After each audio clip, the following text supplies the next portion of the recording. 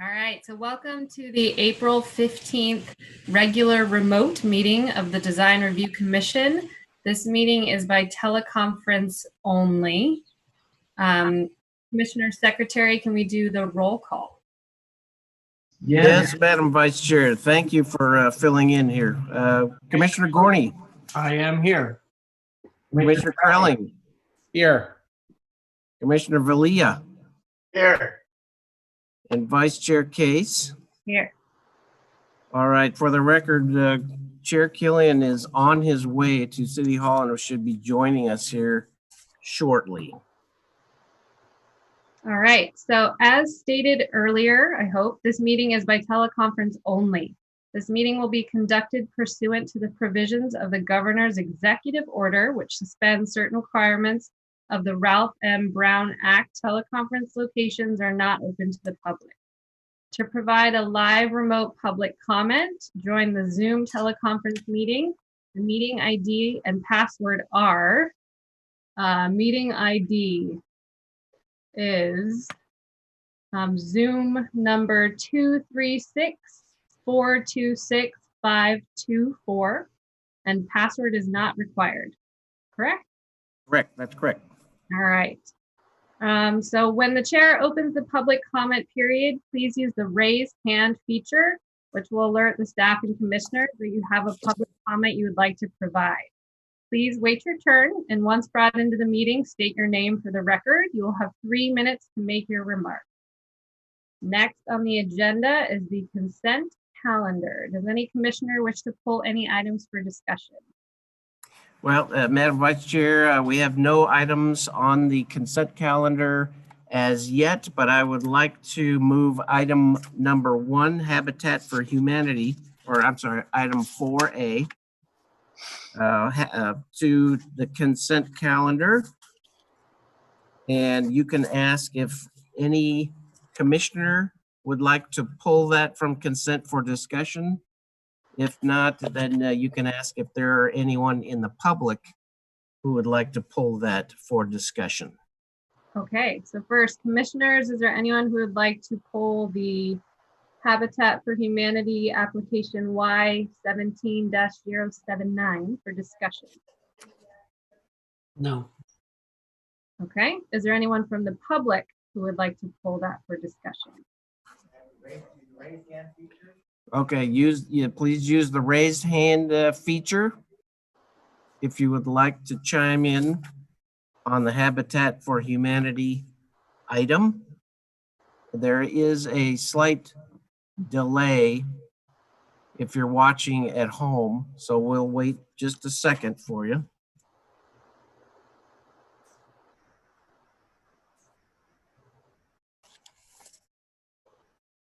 Okay, I see no raised hand there. Okay, so then next, So we'll need a motion and a second to approve the consent calendar, Casey. oh, all right, we have a motion. This is Charles Krelling. I'll make a motion to approve the consent calendar as is. I'll second. Okay, we have a motion and a second to approve the consent calendar. Commissioner Krelling. Yes. Commissioner Gorney. Yes. Commissioner Valia. Yes. And Vice Chair Case. Yeah. The consent calendar passes. Okay, next on the agenda, public communications. This portion of the meeting is reserved for comment on items not on the agenda. Under the Brown Act, the Commission cannot act on items raised during public communications, but may respond briefly to statements made or questions posed, request clarification, or refer the item to staff.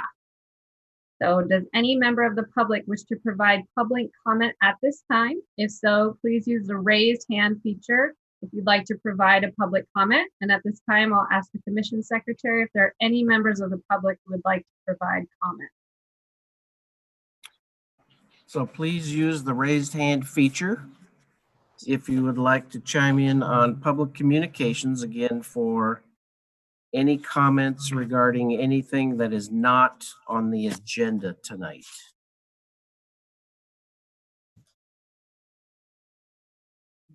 Okay, I see none. So we can move on, Casey.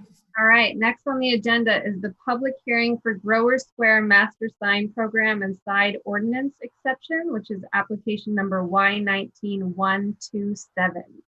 Staff, do we have a presentation?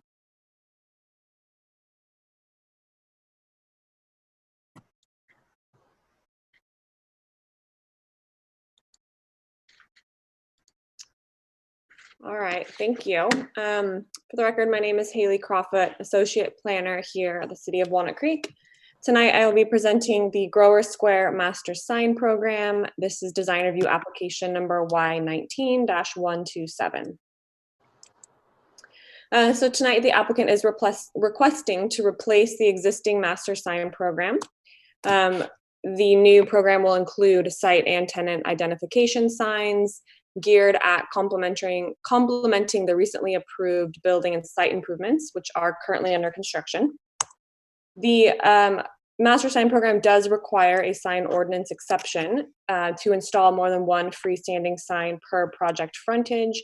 I will go into detail on that request in a minute. Just to orient us, the Grower Square office complex is located on the entire block bound by Cole Avenue, Locust Street, Civic Drive, and North California Boulevard, as shown here. It is zoned office commercial. I will start with the site identification signs. Here is an entire layout of where those are proposed, and then I will highlight specific signs as we go along. The kind of primary wall-mounted sign is proposed at the Civic Locust corner on an existing landscape wall there. It'll feature the Grower Square office complex name, growers mounted on top of the wall with the word square mounted on a panel on the wall face, as shown here. There are a series of freestanding signs throughout the complex. There is a 10-foot tall sign proposed on the Cole Avenue, North California corner, shown in the yellow star in that key map. This sign is 25 square feet and it identifies Grower Square. It also identifies the parking garage entrance off Cole Avenue. A second freestanding sign located on the opposite corner is 8 feet tall and identifies the Grower Square complex. Both of these signs have the same Grower Square logo on the sign. The design is also similar in that it is almost like an S shape where 3 overlapping panels. You can see a plan view of it on top here. This design is, you'll see repeated throughout the site. The interior kind of hollowed out sections are illuminated, as well as the letters are pushed through graphics. There is another 8-foot tall freestanding sign adjacent to that parking garage entrance on Cole Avenue, marking the entrance, as well as a series of smaller 4'9" inch tall signs scattered throughout the site. Most of these are interior to kind of help with interior wayfinding. A couple of them, though, are visible from the public right-of-way. And those are shown in the red stars on the map. There's also a series of wall and column mounted signs scattered throughout the complex. These identify the building addresses. They also then have that same logo element on them. They are all the similar aluminum panels to match the freestanding signs. And they also have the same push-through acrylic graphics. And finally, there are 2 or 3, I believe, parking garage signs over the entrances, both for vehicles along Cole Avenue, as well as for pedestrians on the interior of the center. Staff is supportive of all of these site identification signs as proposed.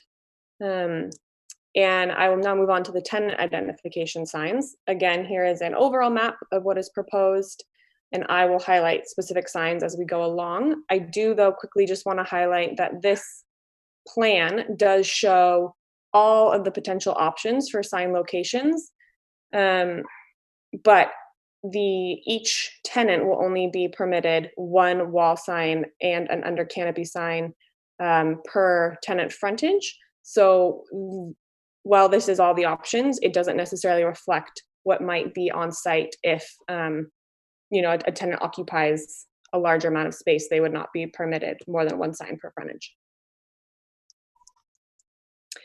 So proposed for the tenant signage are a series of wall signs. These will be mounted directly onto the fascia panel. I have an image coming up in a minute. But they're proposed on a very thin 1-inch backer panel, aluminum backer panel with internally illuminated letters. The letters themselves are proposed at an 18-inch letter height, unless all of the letters in the tenant name are capital, and then the max letter height would be 16 inches. They are proposed currently, as I mentioned, as face lit. Staff is recommending, along with the sign subcommittee, that these be halo lit letters, which is consistent with other office signage for other office throughout the city. Here's an image on the left of the screen. You see the existing condition. There are several kind of green sign cabinets that are currently mounted below the fascia of the building, and on the right is what's currently proposed. And so now the signs will be moved on that thin panel on the actual fascia band itself. There are several under canopy signs scattered throughout the both exterior and interior of the complex to help guide wayfinding for these tenants. The existing under canopy signs will be replaced. These are consistent with the city's sign ordinance for under canopy signs. They're shown here as the matching aluminum panels as well. And finally, there are several skyline signs proposed. I'll back up for 1 minute at the building 1656, which is the building shown at North California and Civic Drive. These signs would be only permitted on this one building, which is going to be a single tenant building. The signs themselves are proposed to be mounted up at the upper third level band. The signs do require that the Design Review Commission make specific findings that would allow a sign to exceed 25 feet in height above grade. Given the kind of context of the site and the large nature of the site, staff is supportive. However, staff is recommending that on any facade, either one wall sign or one skyline sign be permitted to avoid any sort of repetitive signage on any one facade. So shown here would be an example of a facade with a skyline sign, but no then ground-mounted tenant sign. These signs are similar or are the same as the proposed details for the wall signs. However, these are currently proposed to be halo illuminated, which staff is supportive of. The sign subcommittee did review this package 2 meetings, one on January 22nd and one on February 19th. They were supportive of the overall sign package, including a 10-foot tall sign at the corner of Cole Avenue in North California, as I previously mentioned. They did request, though, that the other signs on site be lowered to 8 feet as currently proposed tonight. There was some mixed support in general for the skyline signs, and they recommended that all wall and skyline signs be halo illuminated. And the recommendation was made by the sign subcommittee to reduce those letter heights to 16 inches if the tenant name is in all capital letters. So the applicant did make those changes as I went over, except for making those ground level wall signs halo illuminated. Staff is still recommending tonight, though, that those be halo illuminated. And there is a sign ordinance exception required to install more than one freestanding sign per project frontage. Each sign individually does meet the sign ordinance requirements, and given the fact that this is a large project site with multiple buildings, And the applicant has really made an effort to reduce the number of signs to only what's necessary for wayfinding purposes. Staff is supportive of that exception tonight. So with that, I will say that staff is recommending tonight that the commission move to adopt the attached draft resolution granting approval of the master sign program with the sign ordinance exception for the Grower Square office complex, with the modification that tenant wall signs be halo lit. A condition of approval has been added. So subject to those conditions contained therein. I am here if you have any questions. The applicant is also here tonight if you have questions for them. Thank you. Okay, does anyone have questions of staff? Oh, hi, Brian's here. Good, take over now. For the record, we'll mention that Commissioner Killian has joined us in the AV room, and he's on now. Okay. Ken, this is Charles. Can I ask a procedural question? I'll assume that's a yes. Yes. I don't know if we have stated for potential public participation to get to the raise your hand button. I think you have to look at the participant list. I'll see it. I don't think it's, so when you're on the bottom of your screen where it says participants, if you click on that, then down at the bottom, there's a mute raise hand button. I just want to make sure, because since we didn't get any raised hands, I want to make sure that people who are attending know how to raise their hand on the system. I was going to ask that later in the meeting, so thank you. You're welcome.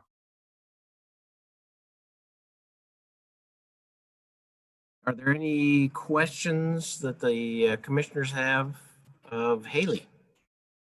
We have Joseph. Thank you. A couple. So are no exceptions required to have 3 skyline signs on the building? So it's not, no, there's not an exception required. However, there are specific kind of recommendations that the Design Review Commission needs to grant to approve any sign that is mounted taller than 25 feet above grade. So it's a little bit different than specific findings. The staff report on page 6 does discuss those in detail. So one of them, the main one being that the entire building must be occupied by a single tenant in order to permit these skyline signs, or in order to permit signs mounted above 25 feet above grade. Mm-hmm. The applicant has stated that in fact this building will be occupied by a single tenant. There has been a condition of approval added though, that if at any time that changes, then the skyline signs will no longer be permitted and they will have to remove them if approved tonight. Okay. So you're saying if there's no low signs for that tenant, they can have 3 skyline signs on top of the building? Or if they only have 1 on the lower level, they can have 2 skyline signs on the building? That's correct. As it's shown right now, they have the option of either or for the northwest and south facades. And is the skyline sign on 306, is that scaled correctly? Yes, I believe they're all shown to scale. We can Okay. have the applicant confirm that though. Okay. So we could put in a condition if we wanted to say only 1 skyline sign is allowed. Sure, yeah, that would be a possibility. Okay, perfect. Thank you.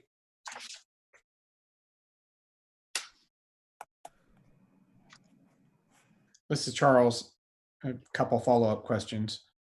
I think I heard you, Haley, make a comment about something about if we change something later, they'd have to take down the skyline sign. Could you maybe talk a little bit more about that? Sure. So the requirements again for Design Review Commission to allow these skyline signs, one of them is that, I'll read it, it's that the business identified by the sign either occupies all floor space adjacent to the wall upon which the sign is placed, or occupies the entire building.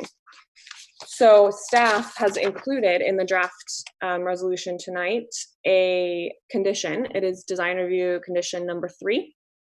And it says that the skyline signs for building at 1656 North California Boulevard shall only be permitted if a single tenant occupies the entire building. The property management shall provide verification of such to city staff prior to the installation of such signs. At such time, this building is leased by more than one tenant, and existing skyline signs, any existing skyline signs will be considered non-conforming and shall be promptly removed. Okay, that makes sense. And then I just wanted to back on the whether or not there can be skyline signs at all.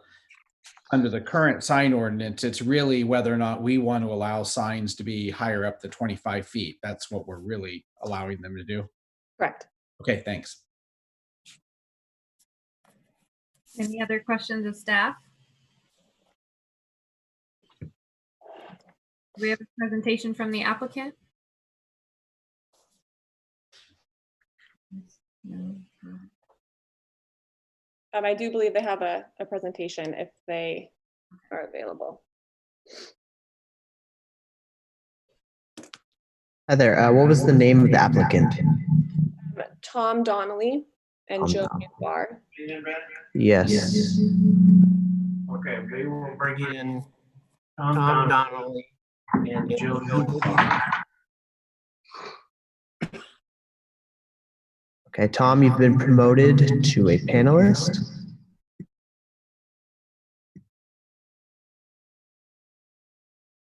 What was the second name? There's Joe Newbar and then a Bo Biocchi. Sorry if I butchered that. I've added Tom and Joe. Okay, great. Can you hear me? This is Joe Newbar. Yes. Great. Thank you, committee members, for being able to meet virtually tonight. This is an unusual circumstance, obviously, but thanks for being flexible and trying to make progress in what you do. And happy to be here. And I don't know if you guys can see Tom or not. I see Tom now. I just wanted to say a brief word that, and I think Haley covered it pretty nicely, that this is the third piece of an overall renovation project at Grover Square. You're probably aware of the new paint that's on the buildings that went up last year. It's been well received, new paint scheme, and trying to refresh the property, make it look a little newer, more contemporary, and so forth. And now we're building the new site work and landscape improvements, which is also a way to refresh and bring the property up to sort of current century and of the quality that downtown Walnut Creek commands. And we're really excited to bring this forward. And this is the third piece of that project, of bringing then the graphics and signage, the environmental graphics through, that's all complementary in color scheme and in look and feel with what we've been doing on site the last year or so. So thank you for being able to do the hearing tonight. And if Tom, I think Tom had 3 slides that he might want to just give a brief overview of what he was thinking in his design work. And that's it. Thank you. And we're happy to answer any questions. And I think someone needs to, it says the host disabled attendee screen sharing. Is there another button to click to allow me to share my screen?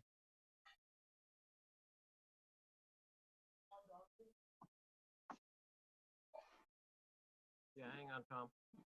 Okay. Okay, I think it's working now. Okay, here we go. And the third, by the way, the third person with our team is Bo Biocchi. He represents Rockwood Capital, the owners of the property. Okay. So I'm not going to spend a lot of time going through this. I think Haley did a great job just talking about what the project entailed. But basically, it's 2 main parts. There's the one part that's really about projecting the brand and providing basic wayfinding around the project site. We have these 2 monument signs elements at the left that are along the California Boulevard frontage, the taller one at Cole Avenue, which includes directions to the parking structure on both sides. And then the one on Civic Drive that's scaled down because it's kind of a smaller landscaped area. And then the third that is at the Civic Drive frontage that's across from the Performing Arts Center. We thought that really called for, something that was really more kind of pedestrian scale and, worked for that entrance plaza, that whole area that's a lot more kind of pedestrian oriented. And then you can see next to that in the far right, this is the actual scale of the pedestrian directional signs. There's about 4 or 5 of those, a couple of them that are at walkways around the perimeter of the site, and the others that are for providing direction within the site. We felt like these were important. Kind of a wayfinding challenge on the site here is that the address numbers are a lot like each other, so trying to find one from the other is a little bit of a challenge. So anyway, these are all done, in a fairly monochromatic kind of format. The lighting is meant to be fairly low key. Also, as Haley had talked about, these signs have kind of an S configuration with the letters themselves illuminating. And then there's some illumination that's behind this front panel that does a soft light wash across the sign face and onto this piece. And this brand element is cut out, so that provides that expression also. So that's kind of a fairly typical approach for this. It's meant to be subtle, tasteful, and properly scaled for the different environmental conditions around the project site. So we're not showing the images here of the signs that are for the actual address signs on the building, but again, they're in keeping and they're kind of a way to bridge between the form of these sign elements and the form of the building itself, working with the columns there. And, along with that, just so basically all of the existing signs on the project site would be taken down as part of this project. And then the other part of the project is for a new retail tenant sign guideline. One of the things that we thought was really kind of a visual issue on the project site were these tenant signs that were suspended down from the building brow. There's quite a few of these around the site currently, and we felt like it really kind of took away from the building. They look kind of tacked on and all. So we thought it would be a better approach to do something that was a dimensional letter that was on part of the building so that the graphics more engaged with the building. We're proposing this backing panel mainly for practical reasons. The typical way if these letters are attached to a building is there's a number of holes that get drilled into the building, both for attachment and for electrical access to them. And by doing this backing panel, and the plan is the backing panel is painted to match the building facade, and it has only 1-inch depth. And the idea is it makes it so the entirety of the sign can be shop built. So the electrical can be optimized, the letter spacing, all of this kind of thing can be optimized, and it can be brought in and installed without there being a number of holes drilled into the building facade. So, this is something that we feel, 10 years down the line, when some tenants have changed and all, are going to be particularly advantageous, so we don't end up having to fill a lot of holes and colors not matching, those kinds of things. So it's really meant to be a practical solution here that keeps the building looking as well as it possibly can. And then, we are proposing these signs on the 3rd level facade for the one particular building. The height of the top of that brand is 42 feet. So we feel like, this is something that gives the tenant a little more presence. There's quite a significant landscape, a lot of trees that are around the project site that make it so it's hard for tenants to project the brand. And the real reason for this tenant getting this corner building was to have this visibility. So we feel like, the proposed size and everything is in proportion with the building. And anyway, we feel like it strikes a good balance between the commercial needs and the city's needs from an aesthetic standpoint. That's pretty much what I have for you, unless you have some specific questions about some of the sign elements. Yeah, Haley, if I could, Haley, on that note, and the reason why the design proposal still shows facelit letters in in that location is that those tenants are operating as retail tenants. There are two banks. There's West America Bank. The new tenant on the 3-story building is First Republic Bank, and they want that facelit letter look like a retailer would have, like Mike's Bikes does across the street, like the other retailers down the block have. So as opposed to an office user, as an example. So that's why we continue to show the face lit in that application. The rest of the project is lit differently.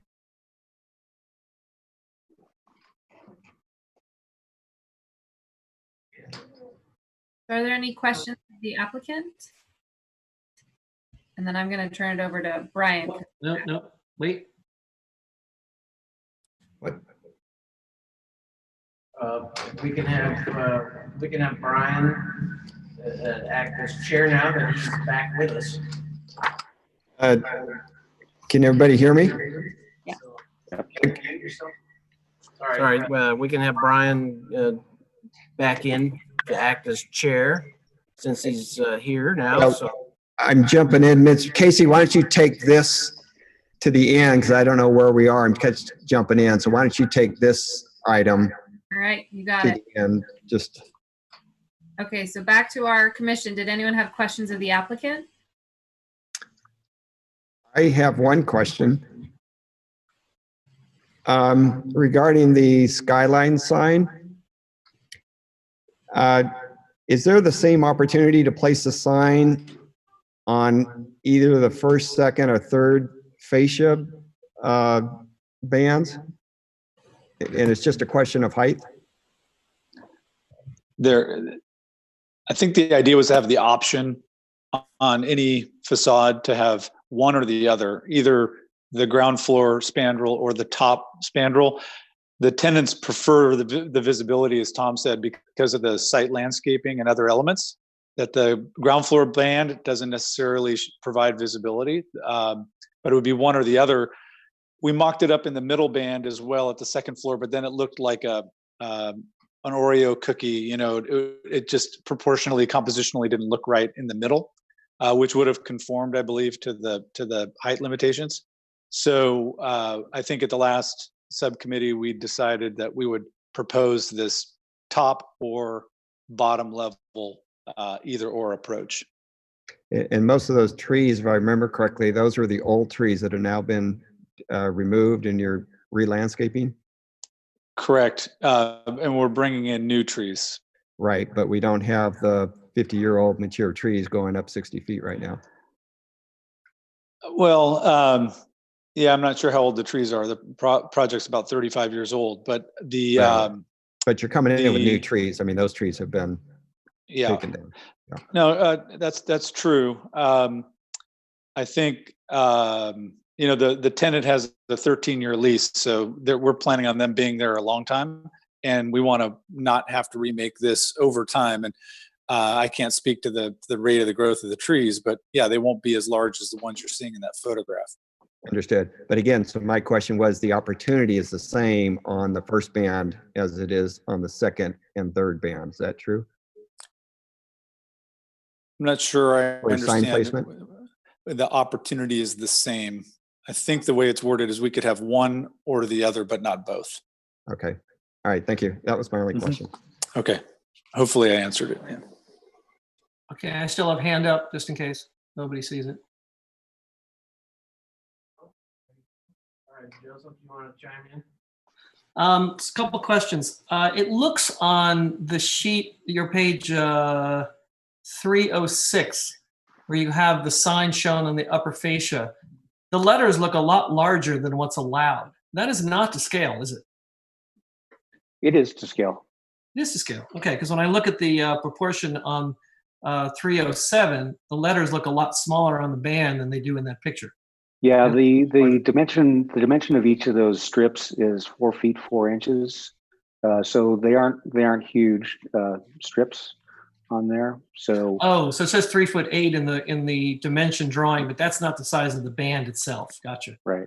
Okay, got it. I was looking at 3'8" on page 307. Okay, how many? Second question: How many skyline signs do you anticipate the bank wanting to put in?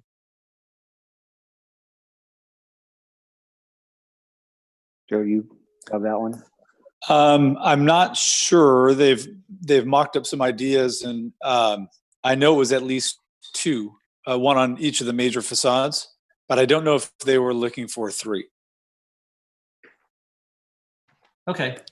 They of course can't submit an application until the master sign program is approved. Certainly.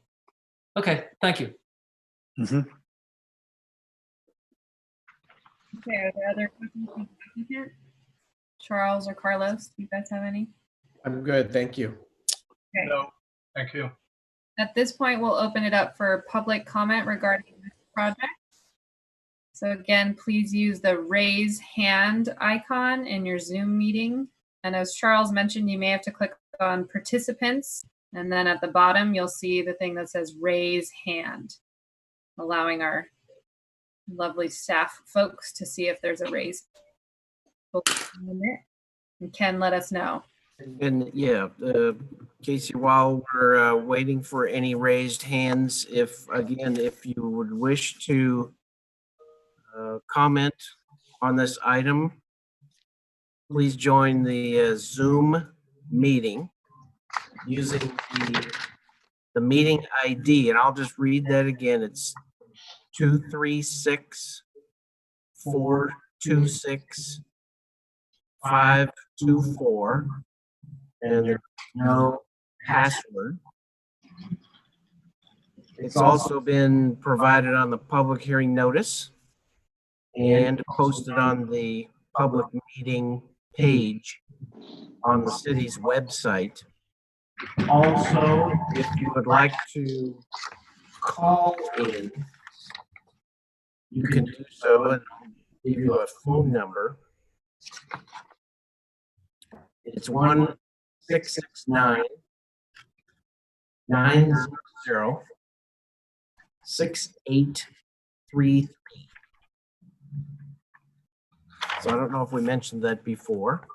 No hands. So still looking for any raised hands. Okay, so then we'll bring it back to the commission for a discussion or a motion. I'd like to start us off.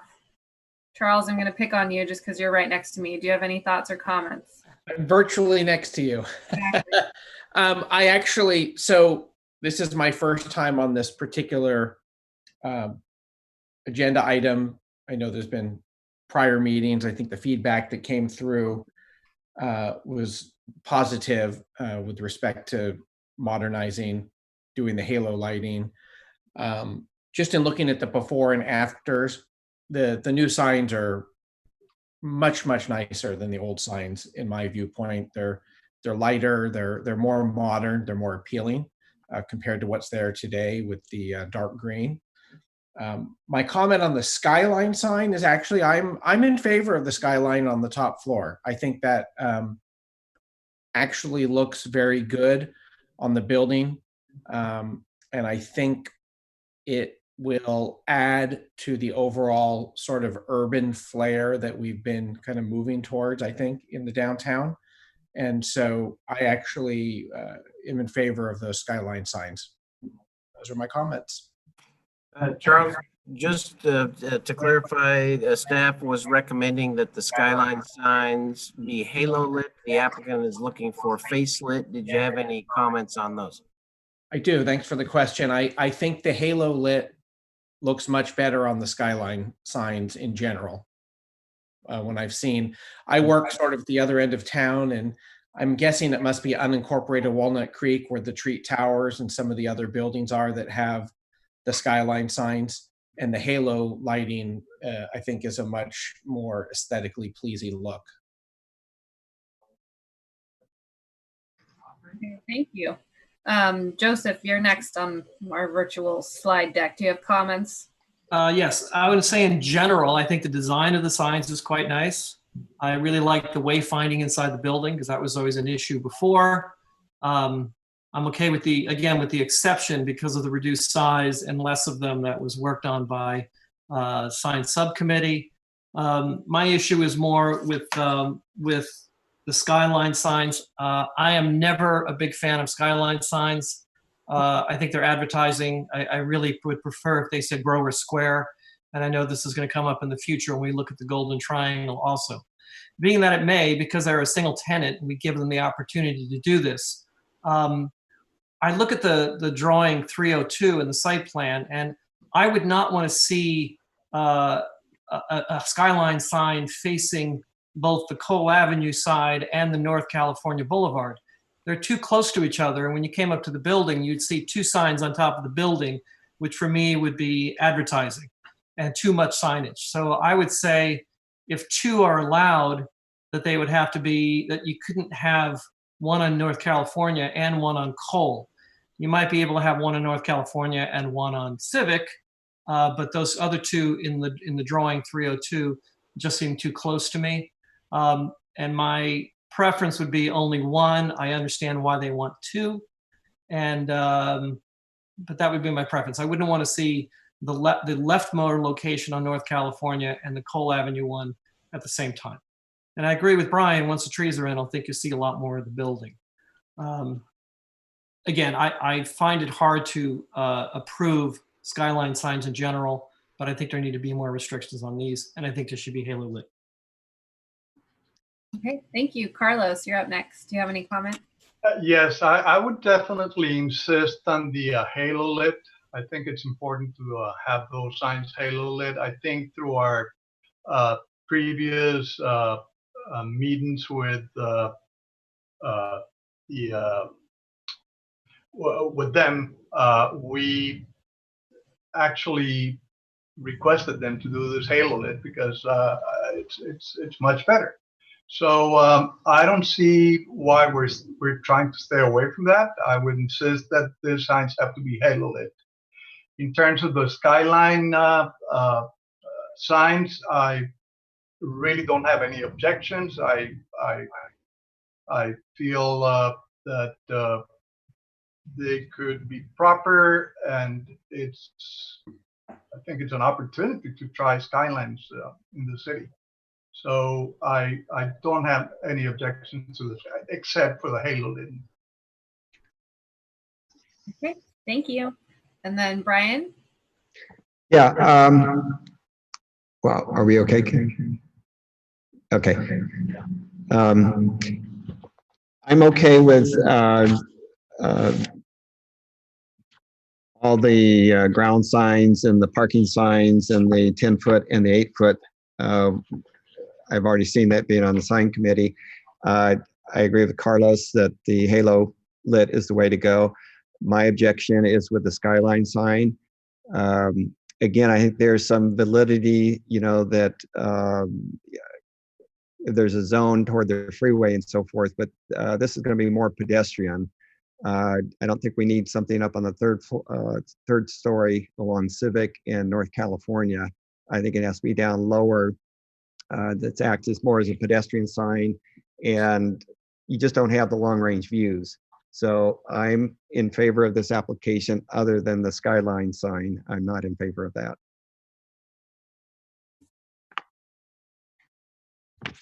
Okay, and then finally, for my comments, I really like the idea that Joseph Gorney brought up about limiting the skylines. I think that maybe having them on opposite sides works for me, because I do agree that redundancy of it doesn't seem necessary, but for wayfinding purposes, I think on opposite sides makes more sense.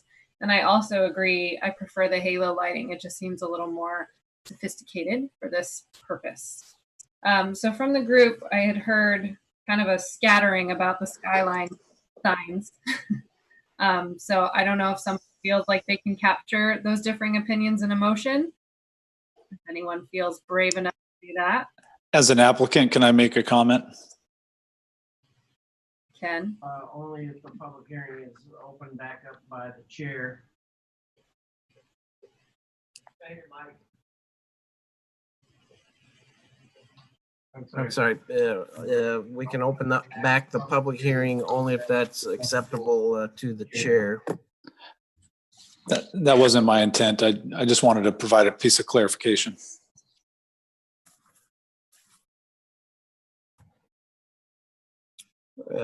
Casey, it's up to you whether or not you can, you want to open up the public hearing again. I don't feel the need. Do any commission members need to be open to hear the comment? Is that okay? He's saying no, so I'm No. Okay. Is there anyone who feels like they can capture something with emotion? I can give it a shot. Right. All right, I'll make a motion that we approve the master sign program with conditions that all lighting is halo lit, and that we will allow for the skyline signs no more than 2 signs and not on adjacent sides of the building.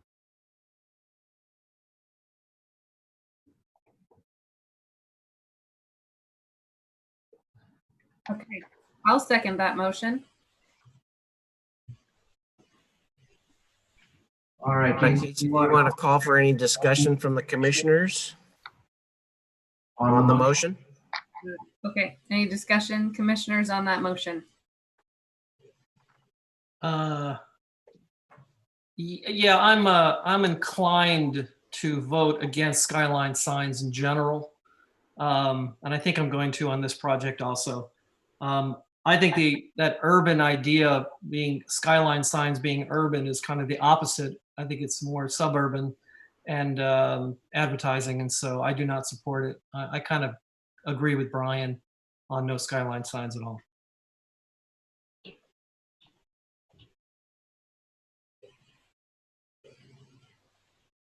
All right. We have a motion and a second. I will go ahead and call the roll. Commissioner Prelling. Yes. Commissioner Case. Yes. Commissioner Korea. Yes. Commissioner Gorney. No. And Chair Kelly. No.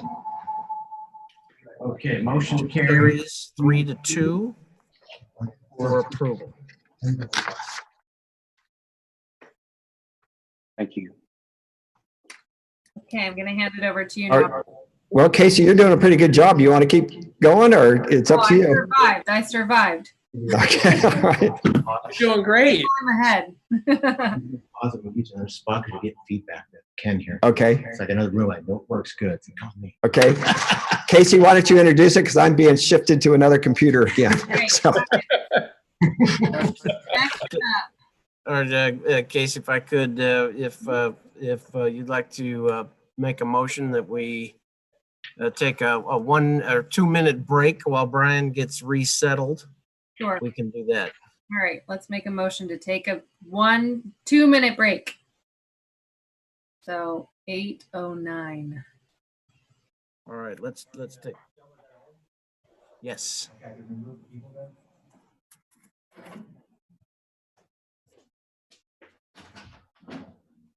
All right, hang tight, people. We'll wait for Brian to get resettled. See everybody together. Can you hear me, Ken? Yeah, I can hear you, Brian. Okay, I'm back online, I guess. Okay, hang on just a second.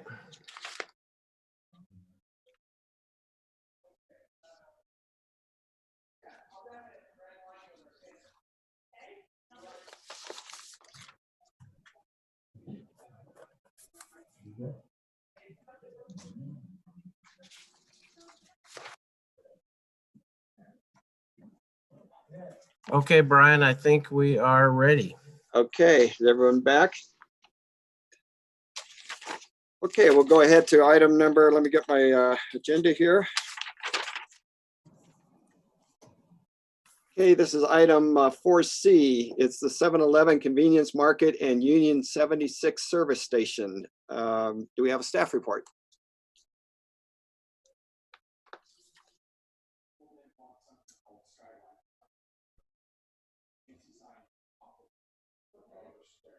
Yes, we may.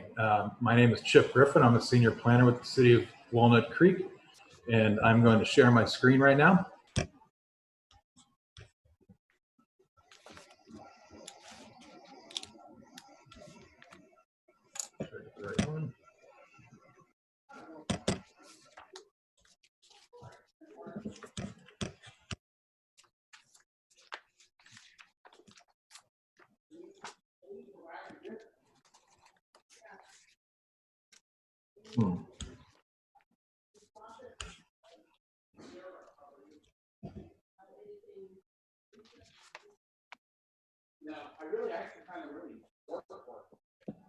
Let's try that again.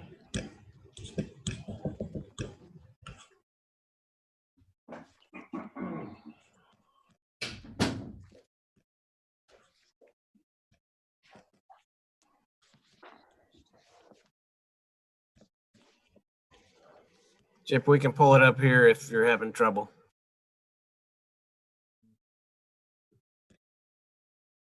I just lost my meeting. Where is it?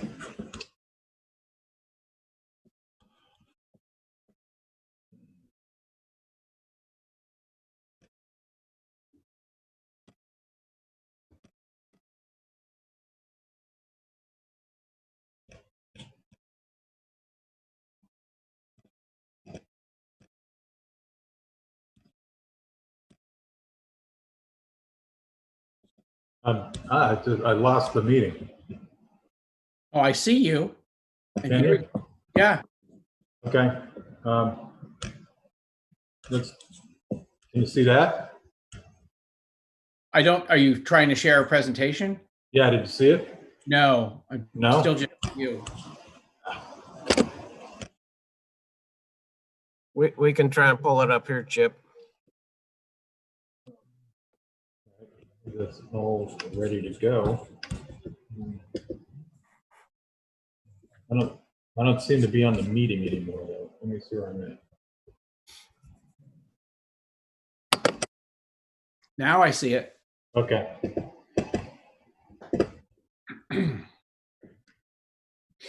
There we are. Does that work? Yeah, Chip, that's us that pulled it up. So let us know how to advance the slides when you're Okay, ready. go ahead and advance the slide. My name is Chip Griffin. I'm a senior planner with the City of Walnut Creek, and I'm here tonight to present project Y19090. It's for a total remodel of the service station that's currently at 690 Nacho Valley Road. It's a application for a 7-Eleven in the Union 76. Next slide.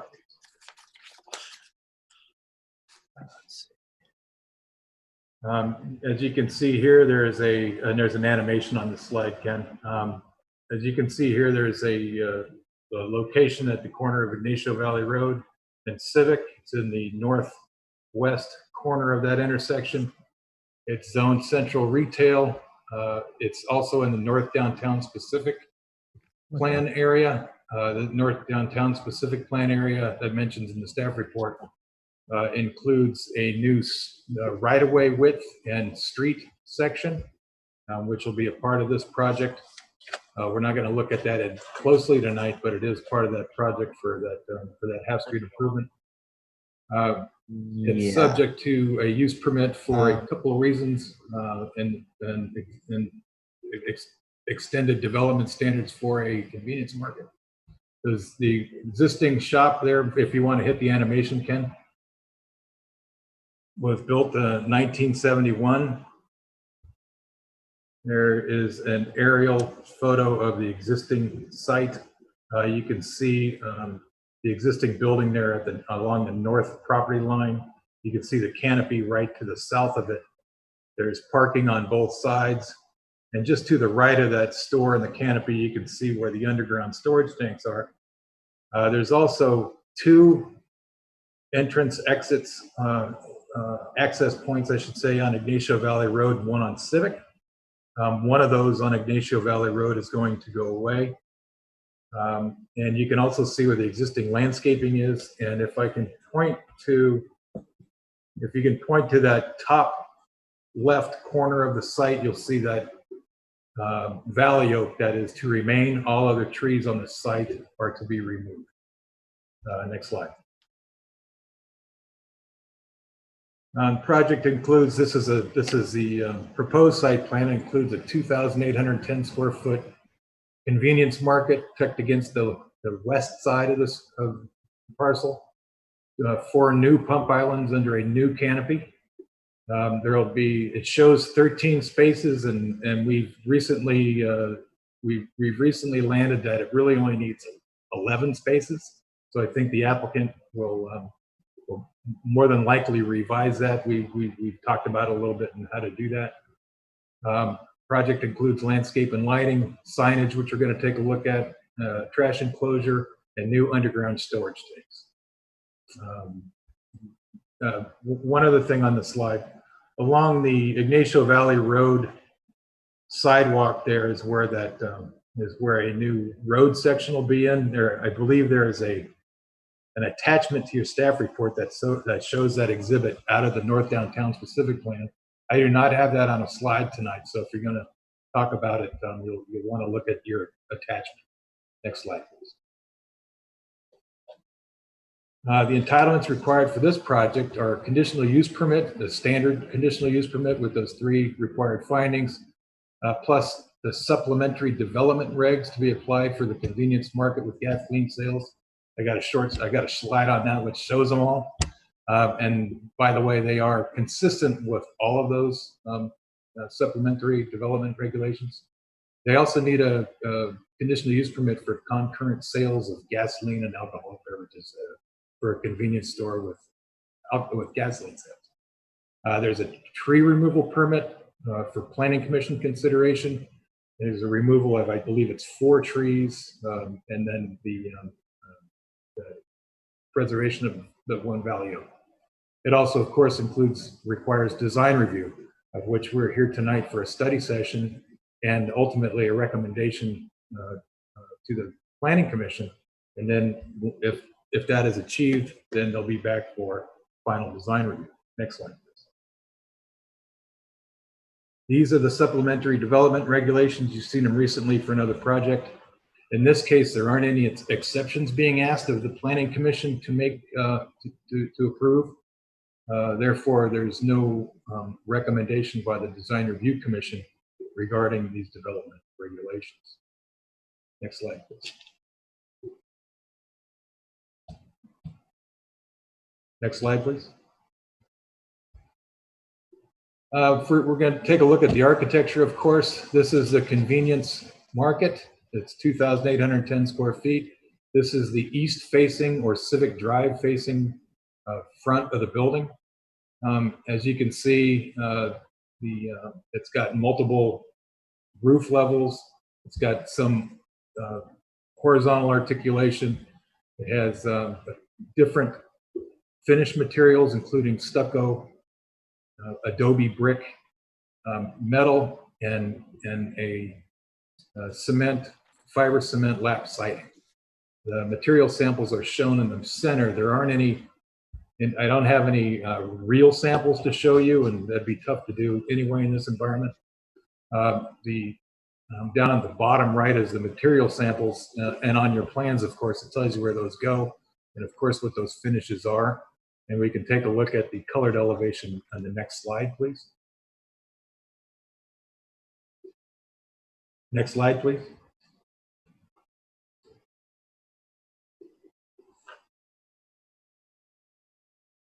Thank you.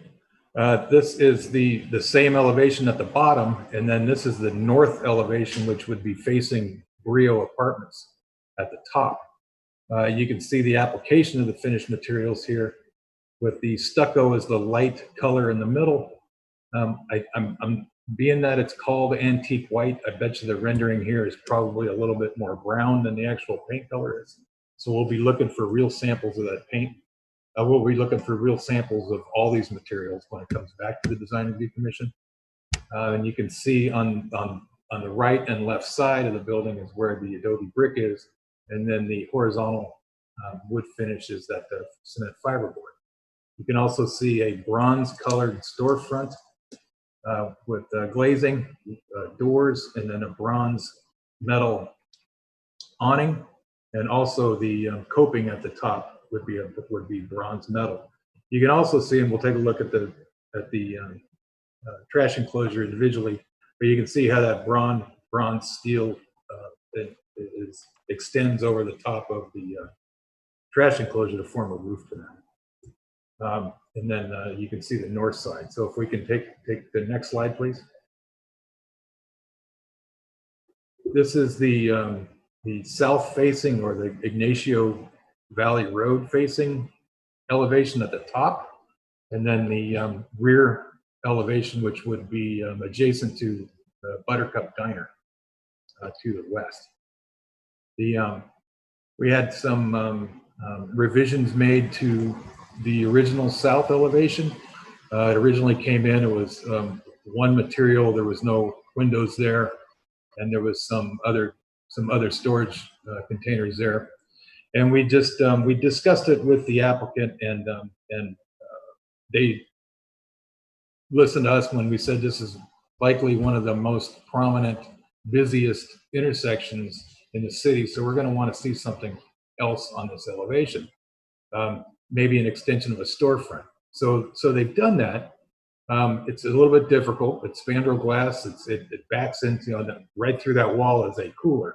The cooler was they were unable to relocate the cooler inside, so they put a foul storefront there. And I believe the staff report points out a couple things. One is staff likes this revision.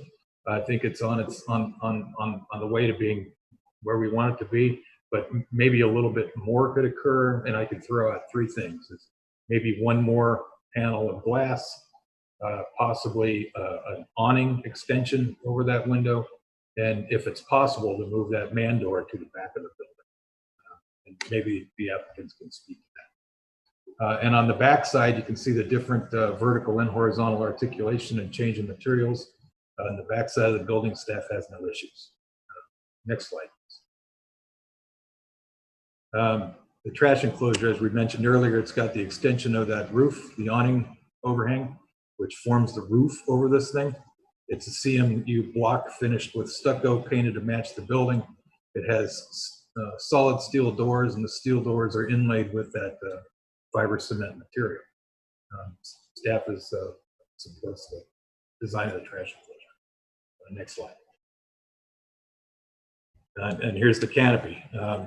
The canopy's come a long way. It came in with some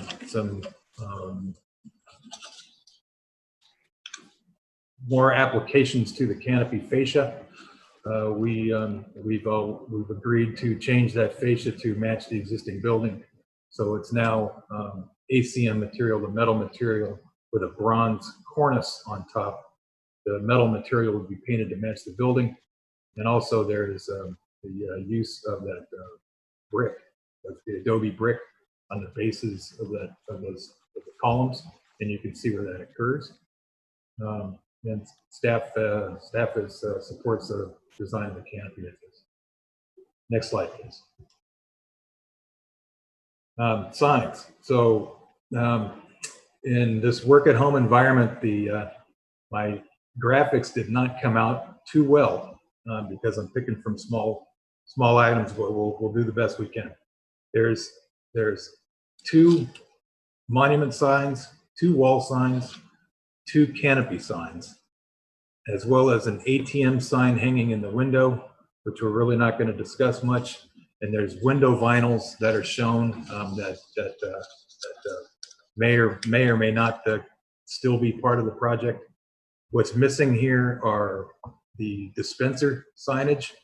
And if you add in dispenser signage and the window vinyls, which are not included, we're over the 100 square feet that's allowed for a convenience market with a gas station.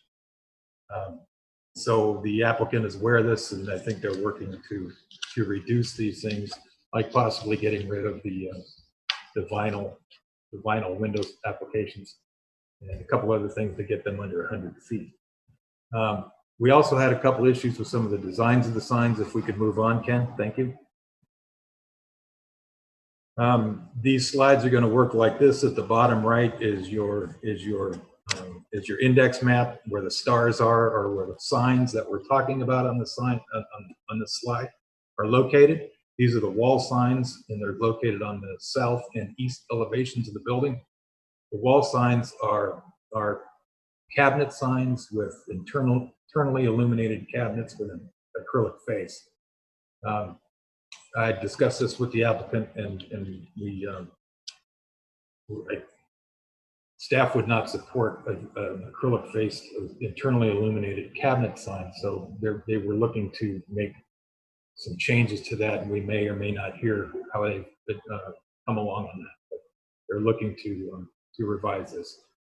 Also, we're going to mix in some architecture here, but the sign on the east face seems small in comparison to the wall. Staff suggests that instead of increasing the size of the sign, to maybe decrease the size of the wall. And how that's achieved, I'm not quite sure. Low-hanging fruit is to lower the roof height. So the staff will be looking for some input on these two wall signs, on the type of sign, and then possibly the composition of the signs on the walls. Next slide, please. The next slide shows the two monument signs. The monument signs are mainly there to show pricing. That's a state regulation. They're required to show pricing to oncoming traffic. And in this case, they're doing that. These sign bases I think are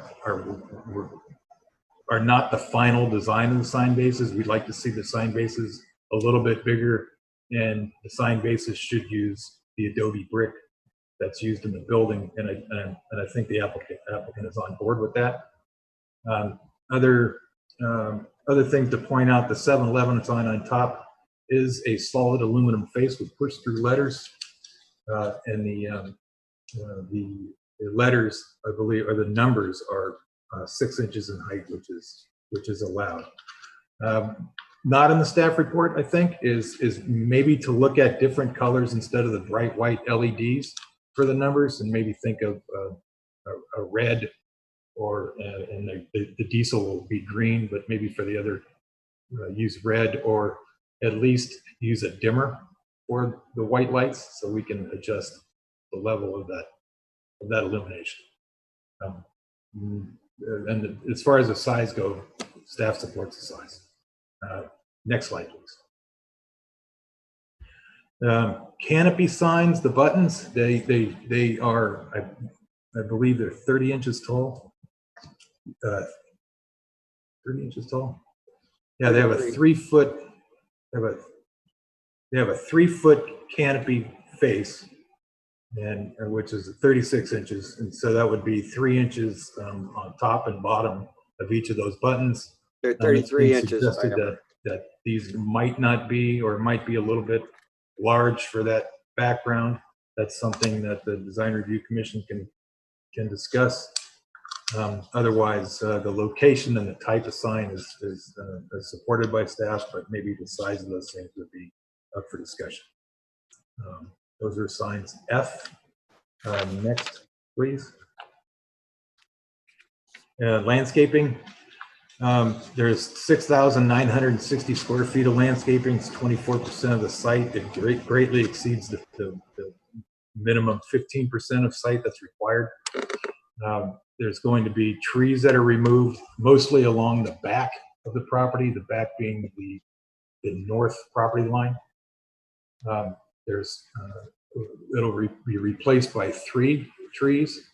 And of course, and those 3 trees are shown. They're mostly around the market building itself, and then there'll be the oak tree in back.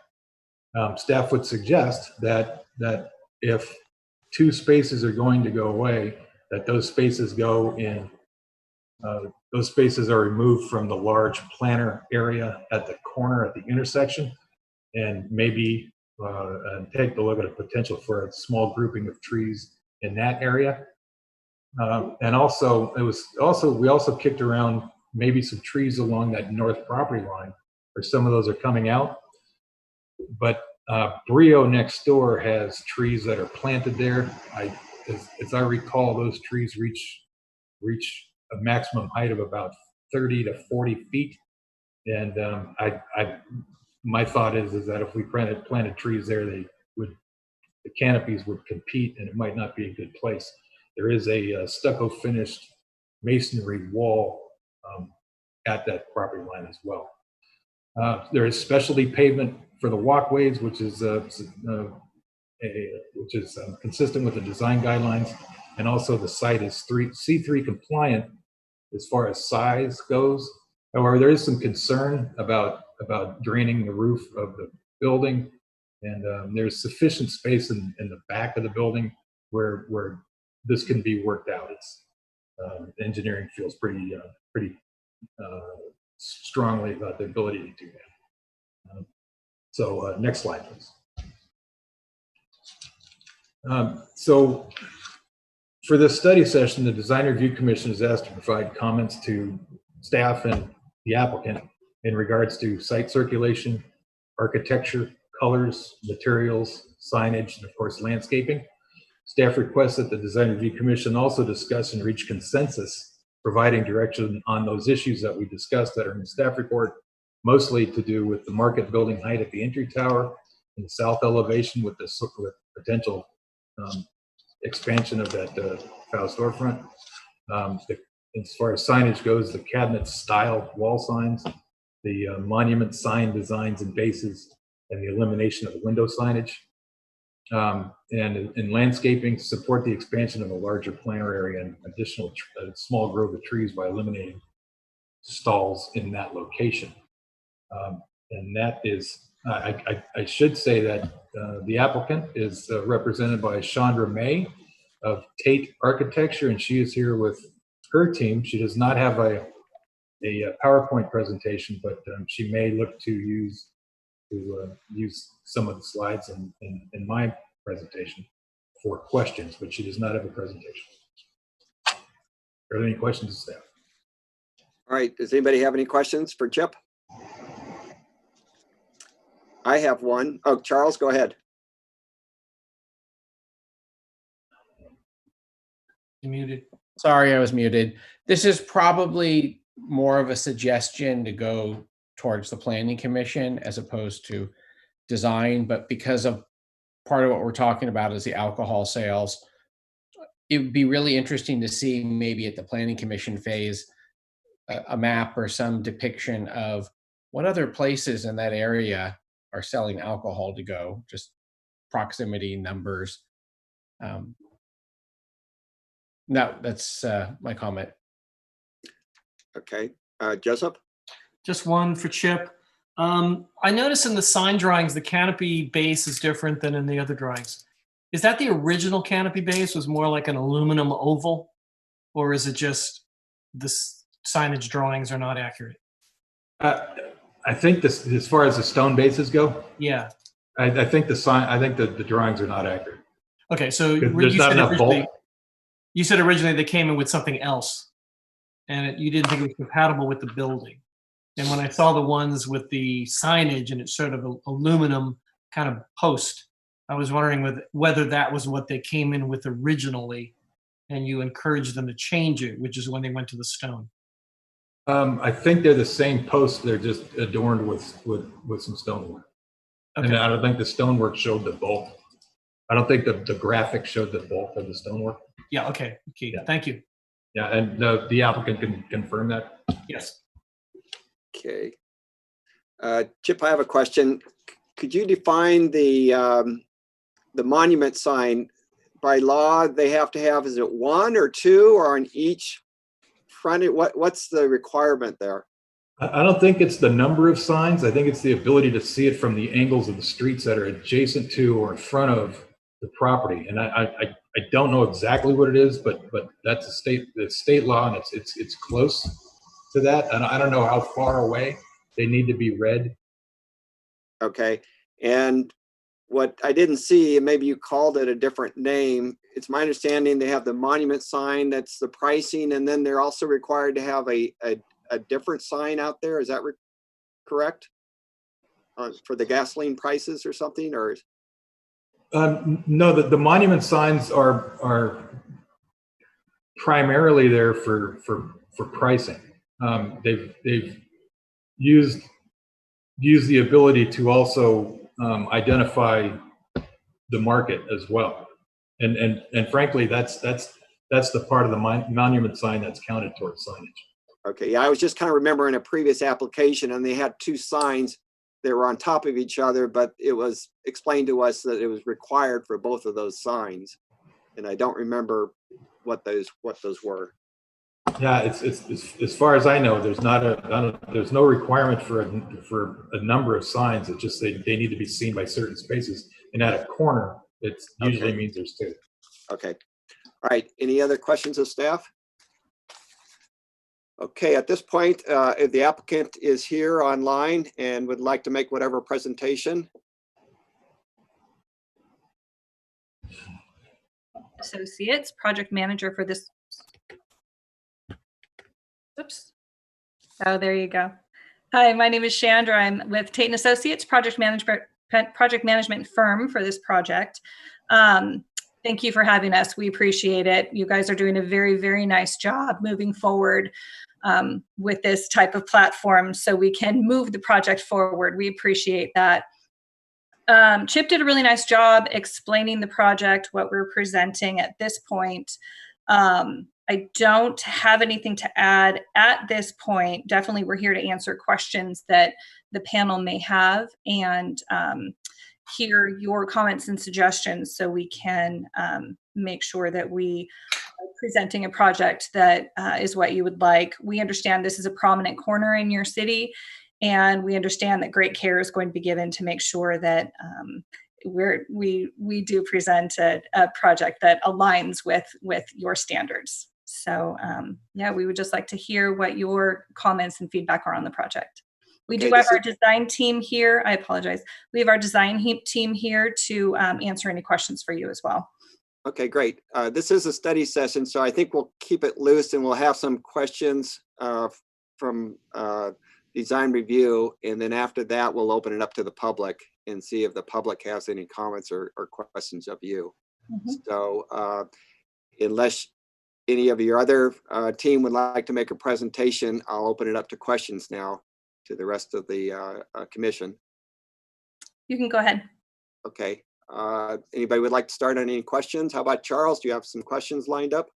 Sure. And I don't, because I'm new to the commission, I didn't have benefit of seeing the first version of the south elevation. I agree with the commissioners prior looking at it, saying that that is an important aspect. And I've been looking at the old site as it exists today on Google Maps. Love the street view, so we can look at all that stuff from our armchair. Has there been any more work or changes to this packet that I've seen for that south elevation that faces Ignacio? So we definitely have had meetings and have had discussions, and we have some great ideas of what we think that you're looking for there. We don't have anything to present at this point. We wanted to hear your feedback before we went in and really dove into that elevation. But some things that we were looking at are extending that spandrel glass a little bit further and adding the canopy that's on the entrance elevation to that elevation as well. So yeah, we definitely have some ideas to make that a little bit more of a presentable elevation. Great. And that was my main question for you right now. And I just also want to commend you. This is the second gas station convenience store project I've been exposed to. And I love seeing these old stations redone. And so, you know, I just want to thank you because this is going to be a lot more beautiful than what's there today. Mm-hmm. That's what we're hoping. All right, great. Let's, Joseph, do you have some questions? Yeah, a couple things. I like what you're talking about on the south elevation. I don't think there's a clear answer yet. I think once you study a little bit, you'll find some better options on that. So I don't want to comment on it much. I think you're going in the right direction. What I will say about the south elevation is it seems like the signage as shown is very tight on the fascia and makes it look oversized. And yet when you look at the east elevation, it looks really small.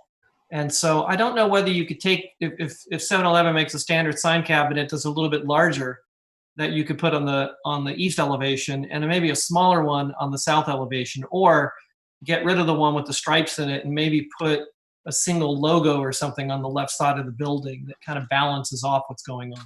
But I think if it came back with the signage the way it is now, with the kind of very tight on the south side and kind of floating in space on the east side, I don't think I could support it. So I think you need to look at that. So I don't know if there are options from 7-Eleven and whether you're using standard packages. Yeah, this is a standard package that we're using here, but there are options. And we definitely hear what you're saying there. We understand. Okay, I'm not gonna go too far on it because I think that's key. Another one that's kind of a questions. Again, this is a study session, so sometimes our questions kind of roll into comments a little bit. I'm trying to understand the recess of the materials along on the east elevation. It seems like some of them are only coming out a couple of inches. You can only really tell from the roof plan. So I'm assuming you're working on the depth of materials and walls to make sure that there's enough depth on those panels. Yeah, and we did that in this most recent revision. We kind of added the pop outs on that elevation, which, as you said, you can see on the roof line, and also the architectural floor plan, you can see it quite a bit more. I don't know, my architects were having issues getting on the line. Is there any way to check in and find out if they were able to join? Can you tell us their names, Chandra? Sure. Rich Sotelo and Steve Schneider.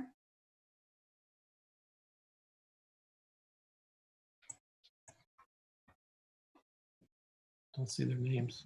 Yeah, I don't see any names. Richard, Steve, can you please raise your hand? It's an option here on Zoom.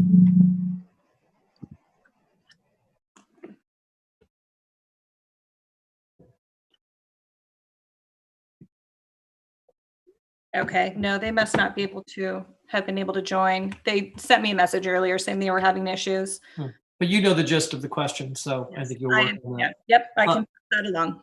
Okay. On the stone canopies, on the canopies, the stone on the canopies, sorry. Are you okay with the height of that stone? It seems a little tall to me. If I were to look at it as stone material, it seems, it's like over half of the column. It's kind of a weird proportion. There's nothing magical about where you have it? No. No. Okay, so you can work on that. And then the last one is going to be for landscape, and I think the landscape architects will weigh in on it. And that's what I don't understand what the landscaping is on the wall on the north side. It seems like if it's not trees, there can be a variety of height up against that wall up there, and I just want to make sure that that's done. I can't tell from the drawing because it just sort of has green with some planting types. So it's a question for you. It's also a question for our landscape architects. And that's pretty much it for me for questions. Okay. Joseph, can I clarify something? Yes. You were speaking of the depth of the panels on was it one of the elevations, or was it? Well, mostly on, both of them, but mostly on east. Okay. It was kind of hard to tell from the floor plan. You see kind of a bump out that looks like the glass is recessed, but it doesn't really show where the canopy comes out. So it's really hard to tell how much those finished materials will be out of plane with the materials behind them. So that just needs to be better articulated. Okay. Would you mind repeating your comment regarding the landscape and the trees on the northern property line? You'd like to see more trees on the northern property? If it's not trees, because you can't fit them and they're going to get into the canopies of the other one, at least something of a scale with that wall that's back there. So it's not landscaping that's 6 inches off the ground, that there's some height variety, then it's designed to work with the wall behind it. Thank you. Thanks. All right, since we're talking landscape, Casey, do you have some questions? I do have a question, but it's not landscape related. Does the building need to be 2-story or as tall as it is? Does it need to be as tall as it is? So that was a comment that we received. And we did, in this latest revision, we did drop the roof line a bit. In the staff report, it's requesting that we drop it more. So it sounds like you'd like it a little bit lower. So the answer is no, it doesn't. We're open to your comments there. Okay. Okay. That was my question. Thank you. Okay. Carlos? Brian, I'm here. There you are. Okay. There you go. Yeah, I want to piggyback on Casey's question. I have the same question. Does the building have to be that tall? And what I see is that I think the scale of the building is overpowering for a 7-Eleven. It's got too many ups and downs. I think it's a building type that has to be very modest, and I think it's overdoing it. So I think, like Chip says, once you resolve the height of that building, then all the other things that you're placing on the elevations will come into place and will come up to scale, like the signage. So if you could lower that building, I would give it another try. I would try to do probably not something that goes up and down so much, and something that's probably flatter. And that's one thing with the elevation for me. I mean, the height and probably the ups and downs. And then the other thing is the faux glass. Even though I think it's I'm going to call it an artifice for trying to solve that blank wall problem. I think in terms of the architecture, couldn't you do something to the store and open probably a corner window and something that will mean something inside and something outside, not just glass per se, that you never know how it's going to end up, and try to rethink that southern elevation? Yeah, so currently we have spandrel glass there. We can look at some options for a lighter spandrel glass. They have different color options.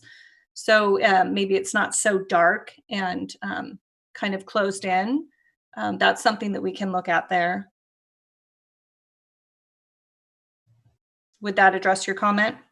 Well, I think what I'm saying is that the idea of the glass pointing out to nothing seems a little bit strange to me. So if there were changes to the architecture, some kind of doing something to the layout that will allow for a window, a real window or a real corner window on that side, maybe they'll do it. I mean, maybe it doesn't have to expand the whole length of the south elevation, but something that becomes a glass corner, and then it's part of the architecture. It's not just it's not mimicking something that it's not. Right. No, I understand. And we did look at that option quite a bit.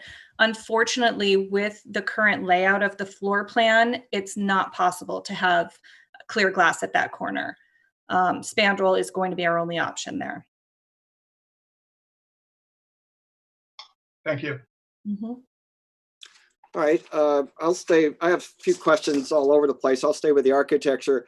How can I put this as a question? The front elevation, I don't know if it's still too tall for me or not. My question is, it just seems there's a lot of blank walls that you just haven't done anything with other than change the color or the material.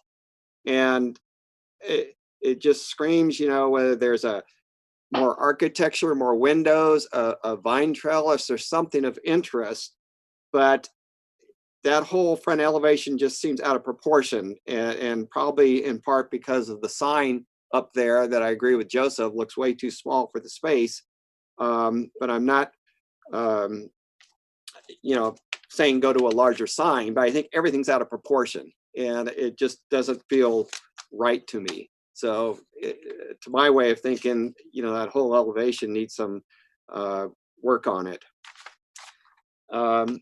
Moving to the site plan, I don't know, let me put a question mark after that if you have any response to it, rather than just.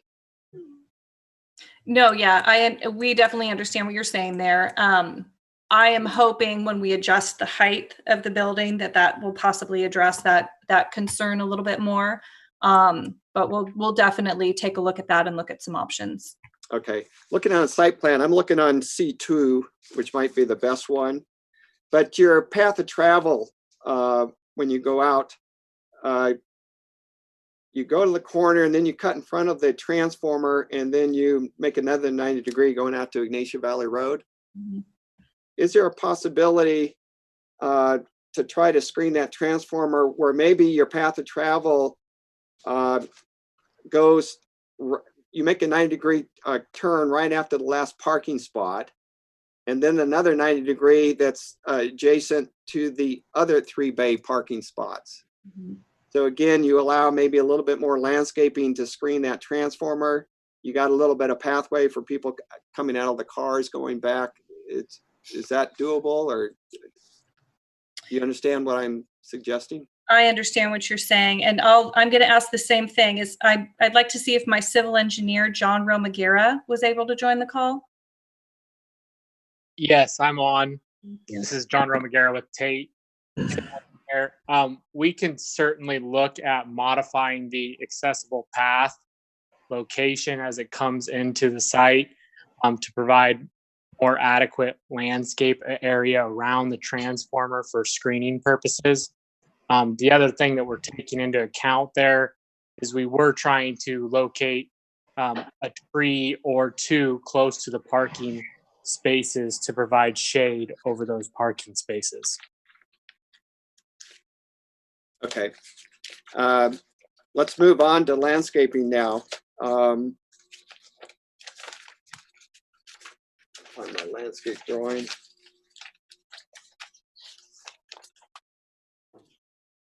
Couple of questions. It was a little bit unclear to me from the staff report.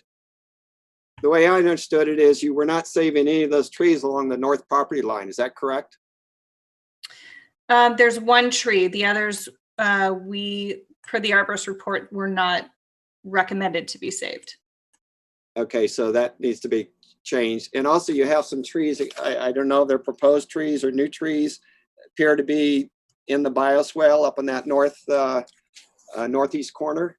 Mm-hmm. So that needs, you'll work on that. I'm sorry. Do you mind if I jump in really quick? I'd like to see if my landscape engineer, John Pallison, is on the line, just to make sure that he's understanding your comments and see if he can speak to that.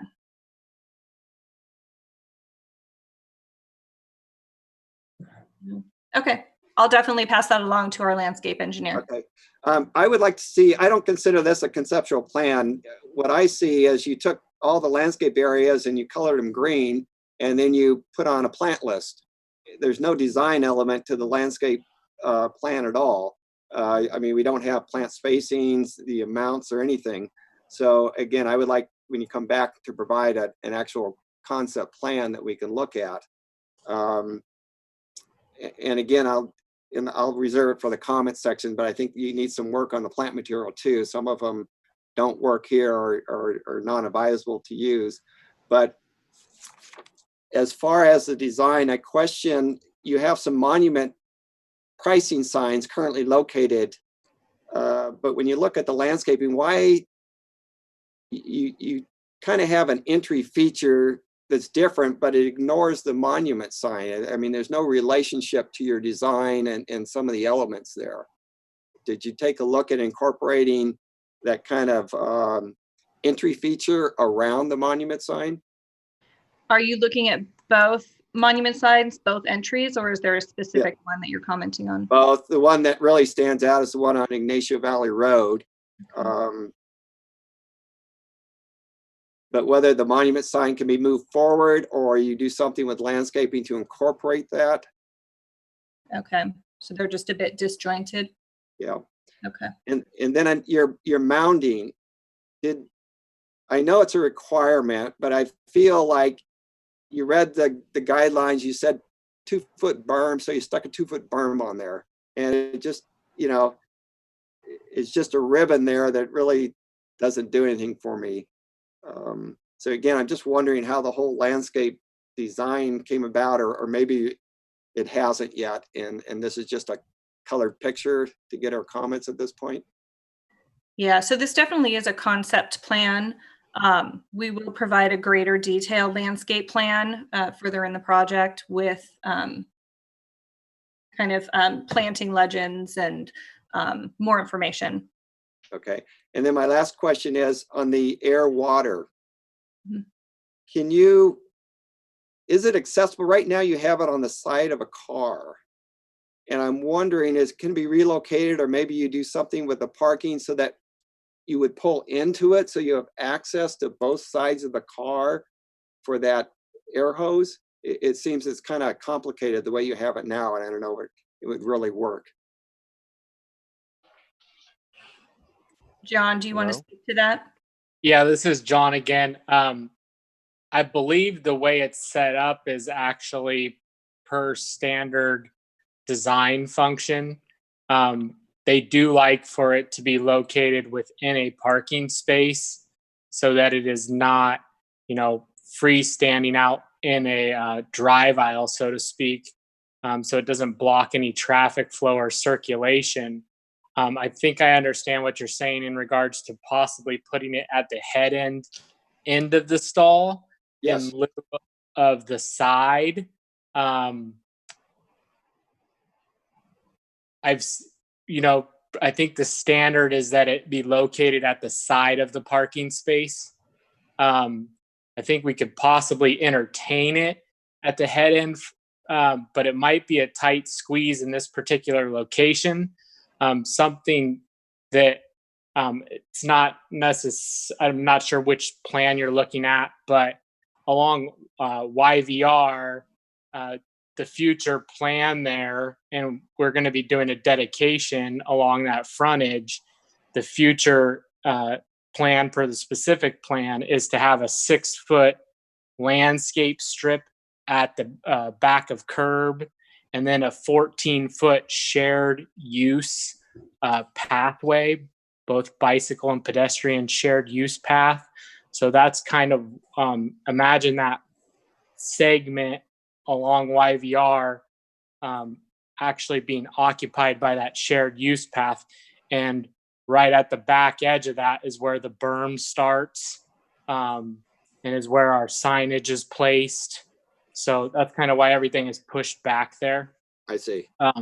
That also, it makes it a real tight fit for this site. Actually, once everything plays out, and trying to squeeze the berm in, and we thought we were required to have 13 parking spaces.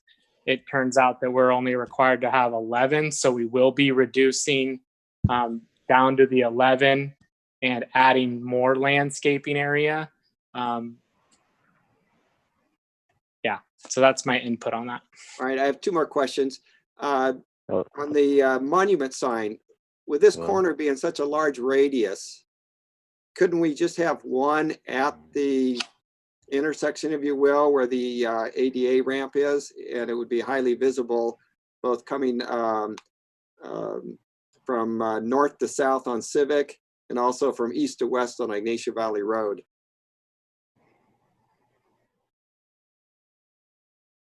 I see what you're saying. So the standard for 7-Eleven is to have one at each corner, and they do a study to see where the best placement would be. We can definitely propose that and see what the feeling is there, and if it's something that they would allow. Okay, so when you say 7-Eleven standard as opposed to a state gasoline standard, are you talking two different standards here? Both, two different standards. We definitely have to go through the weights and measures standard, which is what we referred to earlier.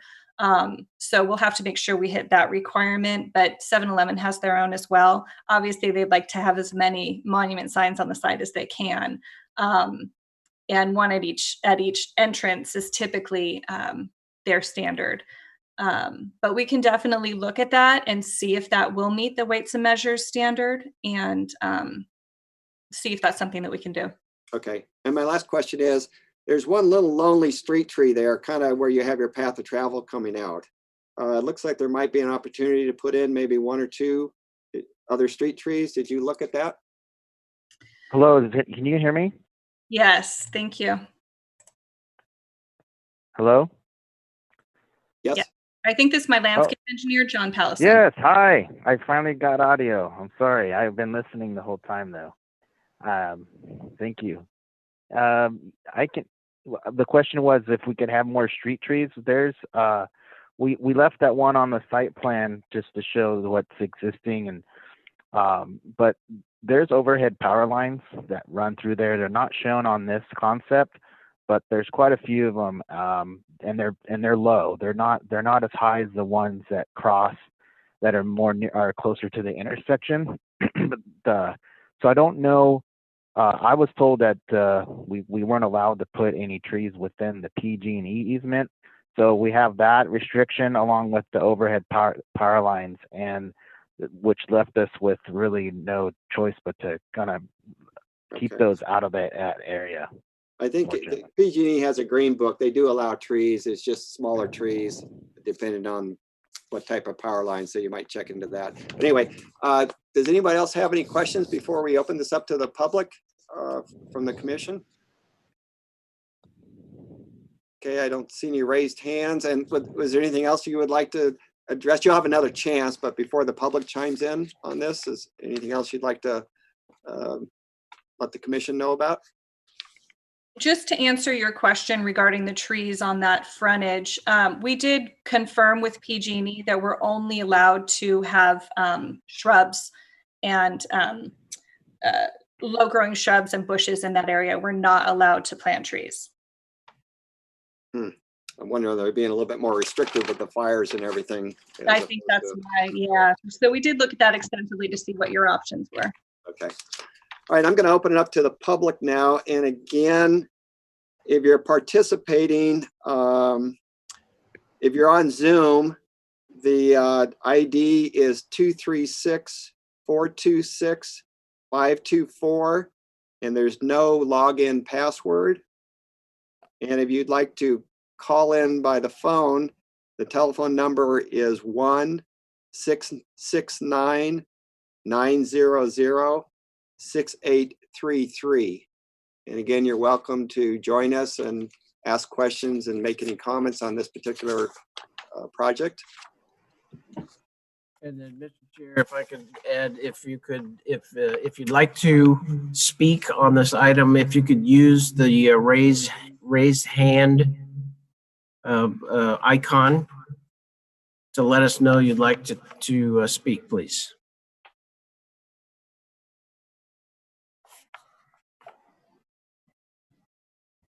Maybe, Ken, we should just remind once again, you have to hit the participant icon in the bottom middle of your screen to bring up the participant list, and that's where you'll find the raise your hand button.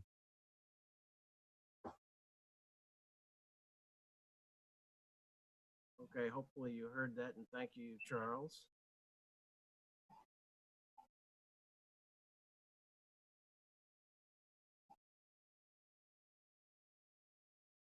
All right. Do we have any evidence of anybody wanting to participate, the public? Doesn't look like it, Brian. Okay.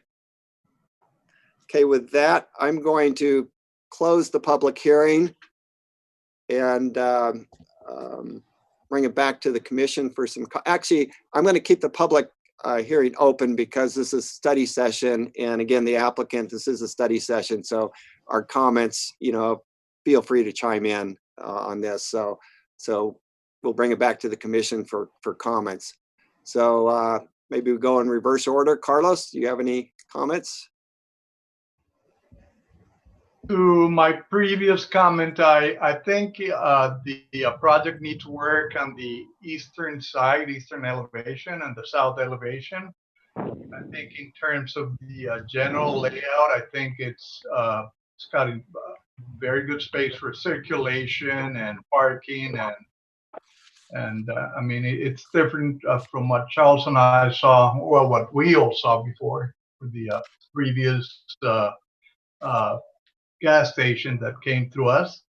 So, but definitely, yes, I think you have to work on those two elevations. And I'm sure there's going to be a lot of improvement in terms of the massing and in terms of the scale. And I think that's my comment. Okay, great. Casey? Yeah, so my comment asking about the building was in relationship to my reaction to the east elevation because the scale of the the 7-Eleven band just seemed like it didn't quite fit. I had a similar reaction to the orange circle with the 76 on the awning over the actual pump stations itself. It looked like it was filling it a little too much, like it wanted a little bit more of a border around it. Again, I'm just reacting to the graphics in the package. I would like to see the base of the sign have materials that relate to the architecture, so those feel linked. And then again, maybe just a little wider than the electronic sign element itself, so that there's, you know, like a hierarchy there. And I would love to just see a study of how the landscape is going to lay out. It doesn't necessarily have to be a full-blown plan, but a little more understanding of what might go where, so that we do have a little more concept of the kind of screening that's going to happen on the edges. I think that's a little bit nebulous right now, just because it's a nice broad palette. And then I think Brian did mention a little bit that a couple of these plants may be kind of sensitive to this area. So just making sure that everything we're selecting is something that can do well here, especially on a busy road. You want stuff that's pretty durable. So that's it. Those are my comments. Thank you. Thank you. Great. Joseph? Okay. I agree with the comments earlier on the south elevation. I just think more work needs to be done, how you integrate the spandrel glass materials. And again, signage, as we talked about, will be key on both of those elevations. Lighting, I think there was really nothing in there about specific lighting fixtures. I think it's one of those areas that we normally just see really pedestrian fixtures. And I don't mean pedestrian oriented, I mean hideous. And so I would look at what the fixtures are, and it's one of those things that can take this corner and just make it work a little bit. We don't talk about it a lot, but I'd like to see what the fixtures are as much as the photometrics that we have. I'd like you to look at the stone at the canopies and make sure that the height and the thickness and everything work. I unfortunately am not a big fan of stone on the base of those canopies. I see it on gas stations all the time. It always seems like a afterthought. I actually prefer the ones in the sign renderings that were aluminum tubes, because I think it has to do with the technology of the gas station more than sticking some stone on it as wallpaper. But that's my opinion. Again, I like the amount of landscaping. You've done a nice job on that. I look forward to seeing, particularly on the back wall, how that's developed. I appreciate also keeping the one tree and also the one entry and exit to the site. I know it's planning commission, but I'm okay with the tree removals as shown.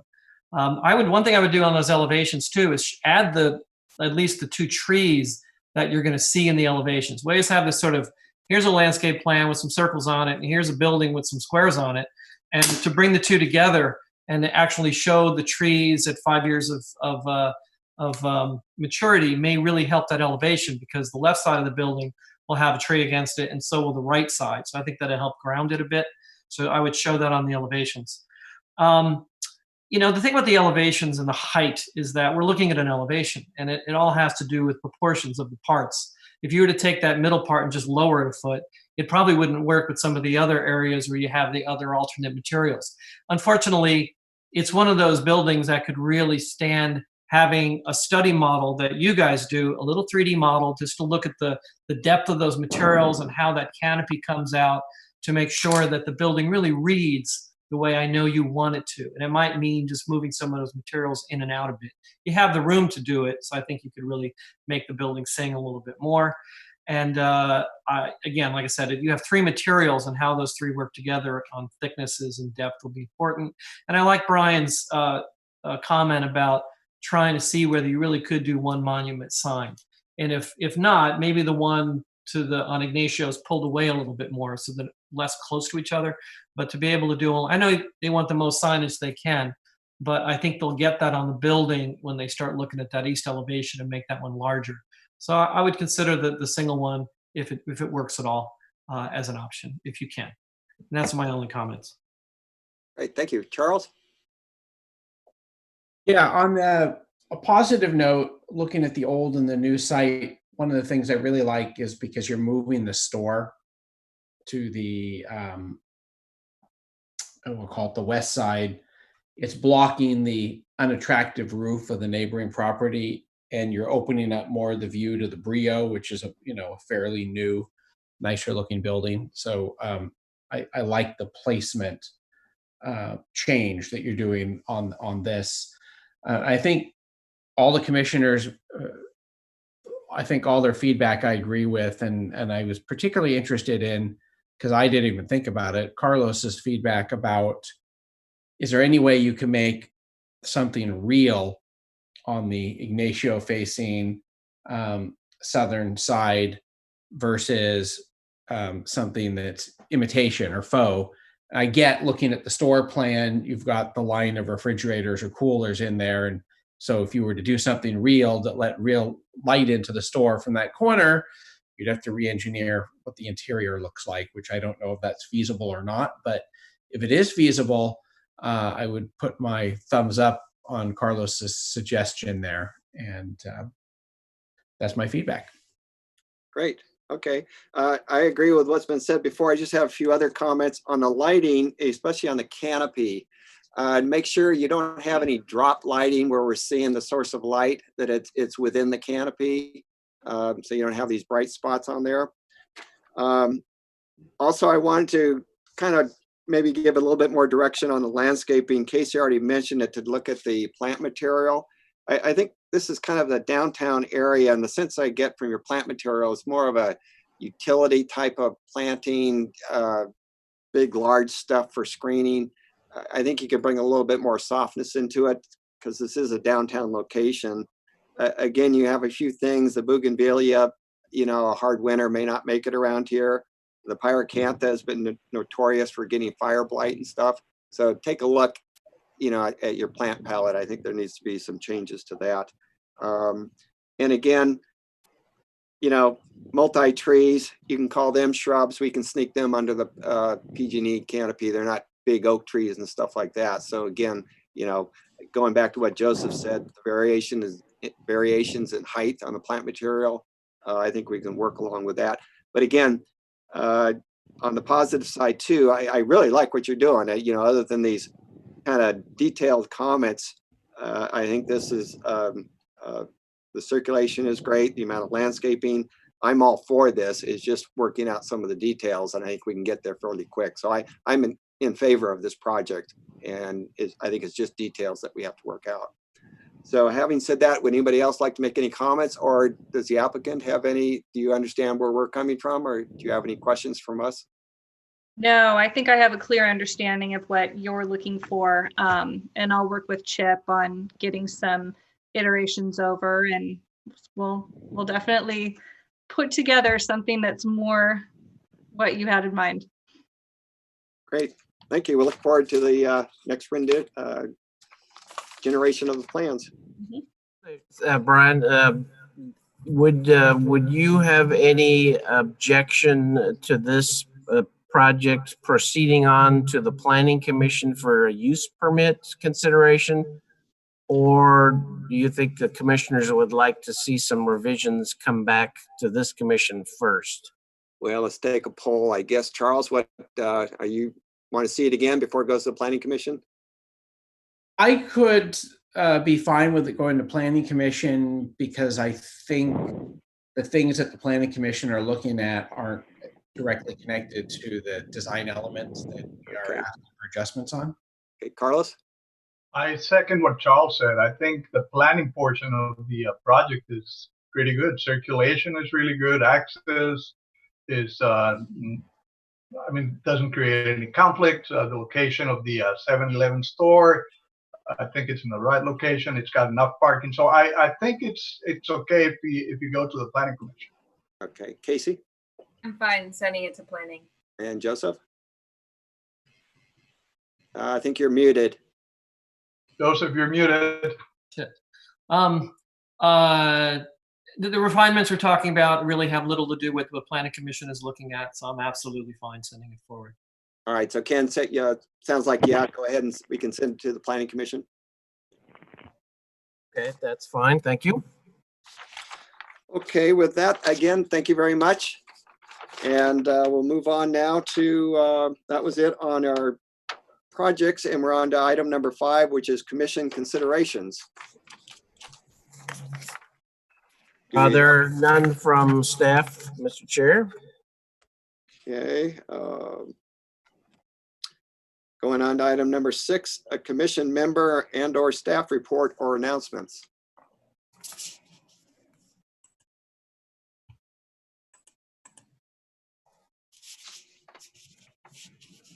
If there's nothing from any of the commissioners, I will just throw in that I appreciate all of everyone's patience with this Zoom meeting, and we will try to work out any bugs next time. And I just wanted to mention the next time that we're scheduled to meet as a commission is, I have it here somewhere, May 6th.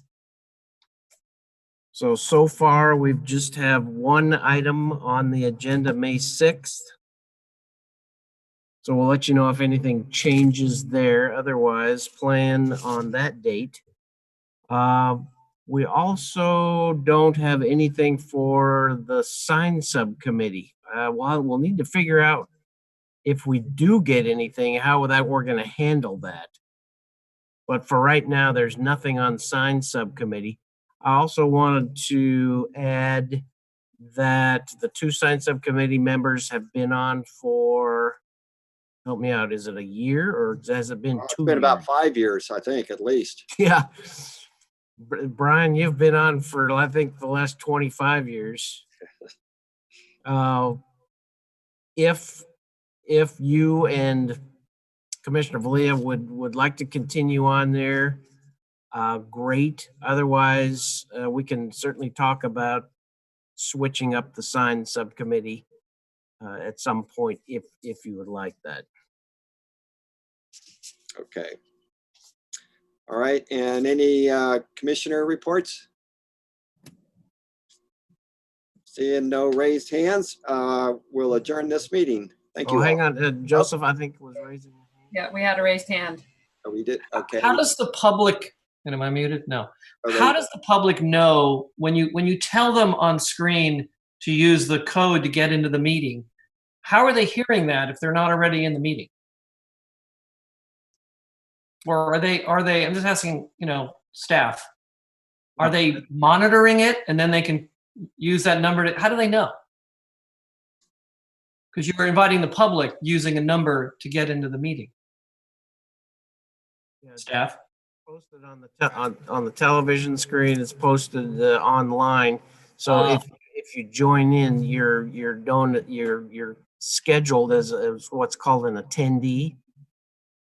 So this meeting's on television, so people know what we're doing. They see it on television. Correct. Okay, good. That's what I did not understand. Thank you. Correct. Okay, and I want to thank Charles for telling us how to raise our hands because I had no idea how to do that. And I commend the last applicant for using the term landscape engineer because we used to, when C3 first became a big deal, we always talked about landscape engineers, not just landscape architects. And she referred to hers as a landscape engineer, and I thought that was encouraging. Coming back. There he is. Did you raise your hand, Charles? I was just saying, I guess the landscape engineers are coming back in vogue. That's good. Oh. All right, with that, we will adjourn. Thank you. Thank you. Guys. Good night, everybody. Thank you. I'll slam the gavel for you, Brian. Virtual gavel. Nicely done, Ken.